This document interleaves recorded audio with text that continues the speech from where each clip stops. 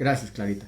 Señor, te damos gracias en esta mañana por todo lo que tú nos permites vivir, por todo lo que vemos, Señor, por lo que sentimos, porque tú eres el Rey y nos permite, Señor, tener ese crecimiento con todo lo que tú nos das cada día para afianzar nuestra fe, para estar firmes. Te pedimos que tú nos ayudes, Señor, en la plena confianza y la certeza que nos da tu palabra, para ir creciendo cada día más, para ir avanzando cada más en el propósito de llegar a esa estatura que tú colocaste, Señor, a ese nivel, a esa perfección o a ese conocimiento que eres tú, Señor. Permítenos ver más y más tu amor, ver más y más la revelación de tu nombre, dándonos inteligencia espiritual, Señor, comprensión para asimilar cada una de las cosas que tú nos enseñas, Señor, que a veces son difíciles y complicadas. Reconocemos tu majestad, Señor, y permítenos abundar cada día más en todo, Señor, para llegar a ser ese propósito de glorificar tu nombre. En el nombre de tu Hijo Jesús. Amén y amén. Bendito Dios. Bueno, mis hermanos, pues estoy notando que estoy experimentando problemas en la transmisión, ahí como caídas. Clarita, por favor, ahí me colabora, sí, pero estoy viendo aquí que hay mucha pérdida de información. Esperemos que todo nos salga bien y bueno, vamos a continuar con nuestro devocional. Hermanos, ya está resultando habitual que los lunes hagamos un breve comentario de los cultos del viernes y el domingo. Y hoy pues no va a ser la excepción. Quisiera que ustedes me acompañaran en la cita bíblica de Colosenses 2, que dice el verso 1 al verso 7, dice, porque quiero que sepáis cuán lucha sostengo por vosotros y por los que están en la Odisea y por los que nunca han visto mi rostro, para que sean consolados sus corazones, unidos en amor, hasta alcanzar todas las riquezas del pleno entendimiento, a fin de conocer el misterio de Dios el Padre y de Cristo, en quien están escondidos todos los tesoros de la sabiduría y del conocimiento. Y esto lo digo para que nadie os engañe con palabras persuasivas, porque aunque estoy ausente en cuerpo, no obstante, en espíritu estoy con vosotros, gozándome y mirando vuestro buen orden y la firmeza de vuestra fe en Cristo. Por tanto, de la manera que habéis recibido al Señor Jesucristo, andad en Él, arraigados y sobreedificados en Él, y confirmados en la fe, así como habéis sido enseñados, abundando en acciones de gracias. De todo esto el pasaje o el verso central es el verso que nos está diciendo allí que en quien están escondidos todos los tesoros de la sabiduría y del conocimiento, el verso 3. Y se está haciendo referencia al Señor Jesucristo. Al Señor Jesucristo como eje central. Obviamente, si se llama cristianismo, es Cristo. Y como eje central porque Él es la revelación del Padre, de Dios, del único Dios verdadero a todo el mundo. Cuando dice el apóstol Pablo que quiero que sepan que tiene una gran lucha por ellos, por los colosenses, por los que están en la Odisea, por todos los que nunca han visto su rostro, ¿sí? Dice, para que puedan consolar sus vidas, para que puedan unirse en amor, para alcanzar las riquezas del pleno entendimiento, a fin de conocer ese misterio de Dios, el Padre y de Cristo. ¿Y por qué dice que tiene una lucha? Porque han llegado personas a decir que no es Cristo, que no solo es Cristo, que hay que agregarle la circuncisión, que hay que agregarle ritos, que hay que agregarle no sé qué otras cosas, para que sean aceptados por Dios.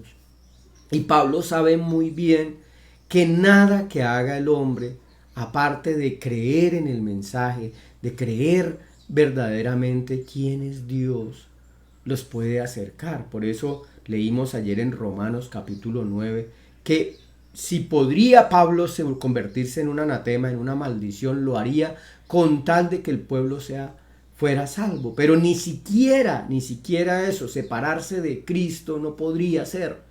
Porque es que no puede separar, la humanidad no puede separarse de Cristo, porque Cristo es el único Dios.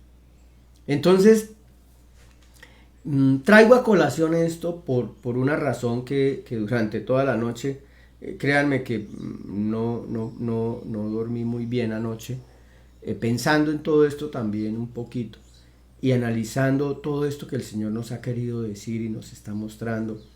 Porque en realidad, mis hermanos, yo recuerdo por allá, bueno, los líderes recordarán cuando empezamos nosotros con esta porción de la escritura que está en Mateo 6:33, cuando el Señor nos empezó a mostrar cositas y cositas y nos dijo: mas buscad primeramente el reino de Dios y su justicia, y todas estas cosas os serán añadidas. ¿Y a qué cosas se refiere? Al vestido, la comida, la vivienda, etcétera. Y nosotros empezamos a hablar de las añadiduras. ¿Qué son las añadiduras? Las añadiduras es como uno ir tras las cosas que Dios da y no a Dios mismo. Y eso está diciendo el mismo el apóstol Pablo en la carta a los Colosenses, ahí en el capítulo 2 y en Filipenses y en Gálatas, cuando nosotros nos preocupamos más por cosas de esta vida, la comida, el vestido, todo ese tipo de cosas. Cuando el Señor nos dice que busquemos primero el reino de Dios y su justicia. Y si yo preguntara, hermanos, y esa pregunta también obviamente me la hago a mí, si yo preguntara para usted qué es el reino de Dios, ¿qué es el reino de Dios? La Biblia habla mucho del reino de Dios. El reino de Dios se ha acercado, el reino de Dios ha venido a vosotros, el reino de Dios y su justicia. ¿Qué es el reino de Dios? ¿Qué es el reino de Dios? Y yo diría que la gran mayoría de cristianos no tienen ni idea qué es el reino de Dios. Entonces, nos imaginamos y buscamos a un Dios que venga y nos haga cosas, que nos quite enfermedades, que nos sane dolencias, que nos abra puertas, que nos bendiga, que nos libre de la brujería, de la hechicería, que nos libre de cosas, peligros y ese tipo de inseguridades que normalmente solemos tener nosotros los seres humanos. Pero en realidad, es decir, queremos la bendición, pero no al que bendice. Y como dice la Escritura, por eso insisto en el verso 3, que en Cristo están escondidos todos los tesoros de la sabiduría y el conocimiento. Yo sí quiero decirles hoy, con todo respeto, hermanos, a cada uno de ustedes y a mí mismo decirme: Cristo es todo. Yo sé que esto implica un cambio de mentalidad, un cambio de hábitos religiosos, si se quiere llamar así, o lo que quiera usted. Pero en este momento yo diría, hermano, yo tengo ese sentir en mi corazón que es como si existiera una segunda reforma. Si hubo una reforma con Martín Lutero, en este tiempo tiene que haber una reforma. Tenemos que revisar lo aprendido, porque lo aprendido, lo que hemos aprendido por la tradición, en verdad, hermanos, a la luz de las Escrituras, creo que estamos desfasados, creo que hemos tergiversado la palabra de Dios. No sabemos ni siquiera qué es el Evangelio, no sabemos ni siquiera quién manda el mensaje, no hemos priorizado lo que nos dice la palabra en Primera de Tesalonicenses, de que nosotros conozcamos a Dios y recibamos el mensaje. O sea, nos hemos preocupado más por la añadidura de lo que Cristo da, que ya muchos dirán: no, yo tengo suficiente con la vida eterna, ya Dios, Cristo me da la vida eterna. Y viene la pelea entre quién da la vida eterna, si la iglesia tal o la iglesia tal, si nosotros que somos los separados o los otros. Hermanos, el mensaje es Dios para todos. para todos, pero tenemos que revisar la doctrina, tenemos que revisar, empezar cada uno de nosotros, y le digo por mí mismo, hermano, revisar lo aprendido y ponerlo a la luz de la palabra de Dios, ponerlo a la luz de lo que dice la Biblia.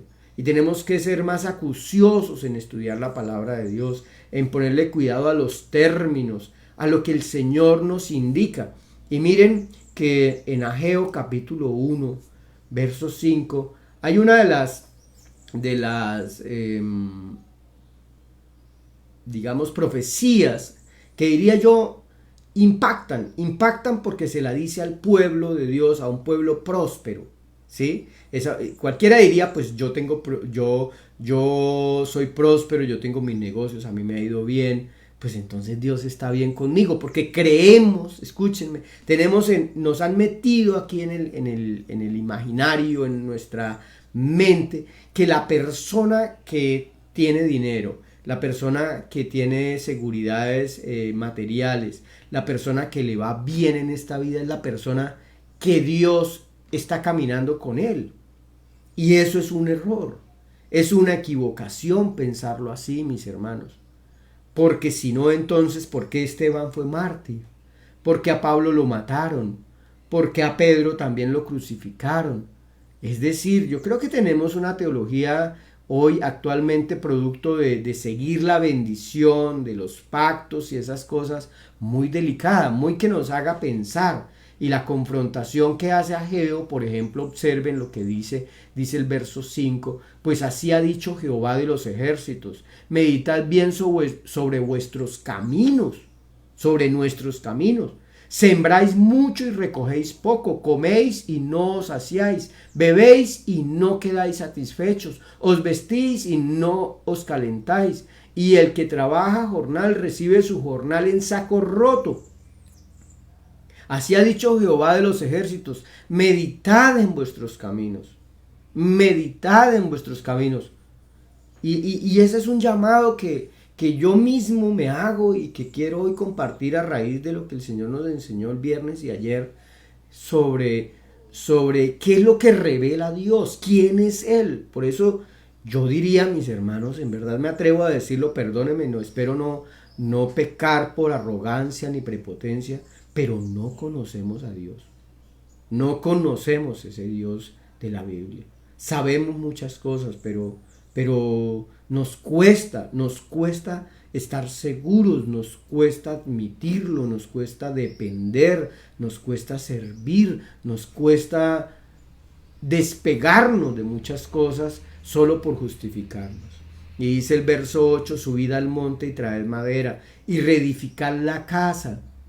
Pondré en ella mi voluntad y seré glorificado, ha dicho Jehová. Buscáis mucho y halláis poco. Encerráis en casa y yo lo disiparé en un soplo. ¿Por qué? Dice Jehová de los ejércitos, por cuanto mi casa está desierta y cada uno de vosotros corre a su propia casa.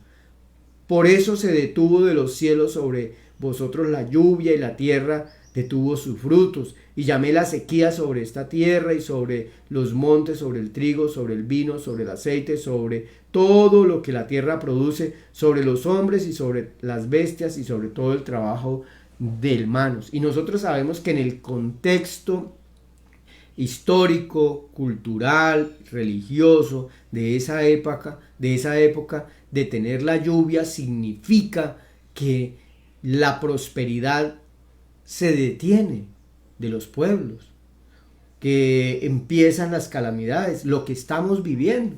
Entonces es un llamado que pienso que Dios está haciendo a toda la humanidad en este momento. ¿A qué? Como dice ahí, repito, meditad en vuestros caminos. Si el Señor nos dice buscad primeramente el reino de Dios y su justicia, entonces ¿a quién estamos buscando? El reino de Dios y su justicia. Y esa palabra, su justicia, es la justicia de Dios, no mi justicia. Nosotros estamos acostumbrados a decir, pero yo hago, yo entrego, yo no le hago mal a nadie, etcétera, etcétera.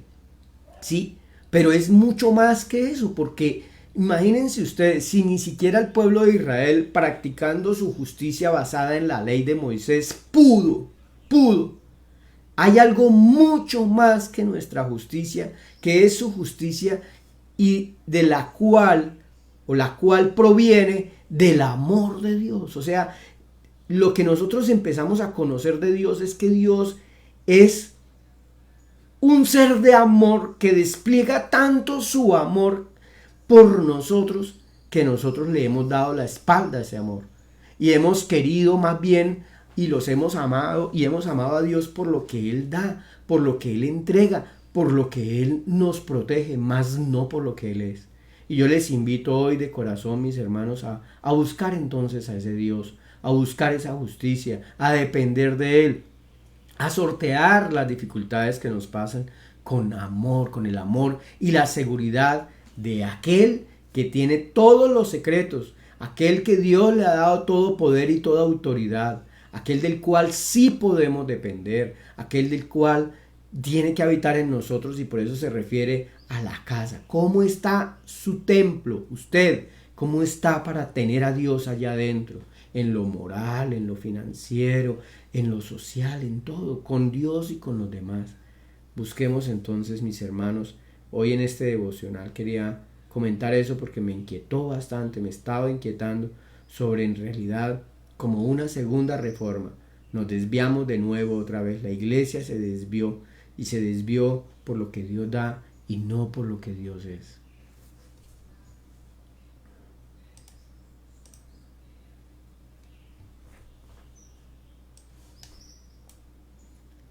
Señor, te damos gracias en esta mañana y pedimos que tú nos ayudes, Señor, en serte fieles, en buscarte, en que nuestro cuerpo sea un cuerpo que sea guardado de malos pensamientos, de malos hábitos, de las envidias, los celos, la codicia, la ambición, la inmoralidad sexual, Señor, el hurto, las ganas de ser populares y exitosos, medirnos como nos mide la economía o el marketing. Y nuestro deseo, Señor, es hallar en ti, en tu Hijo Jesús, todos esos secretos y tesoros, estar guardados bajo la sombra tuya, Señor, la del omnipotente Dios, el único y verdadero Dios, Señor. Perdónanos, Señor, porque nos hemos desviado de nuevo, nos hemos apartado y nos hemos fijado en el monte de la bendición y el monte de la maldición y hemos desperdiciado tu presencia. Sabemos, Señor, que la bendición real, la que nos lleva a la vida eterna, es estar contigo. Y te ruego, Señor, que consagres nuestros cuerpos santos, limpios, sin mancha, para que podamos llegar a conocer esas riquezas y sentarnos en la mesa que tú, Señor, tienes preparado para cada uno de nosotros. Ayúdanos, Señora, a en verdad romper con los malos hábitos, vivir para ti, Señor, y conocerte cada día. En el nombre de Jesús, amén y amén. Hermanos, Dios les bendiga, un abrazo para todos. Espero que mediten en esta palabra durante todo este tiempo y volvamos a mirar, como dice la Escritura, meditar en nuestros caminos y que si nuestros caminos son como Dios quiere, bendito sea. Dios les bendiga, un abrazo para todos, feliz día, chao, chao.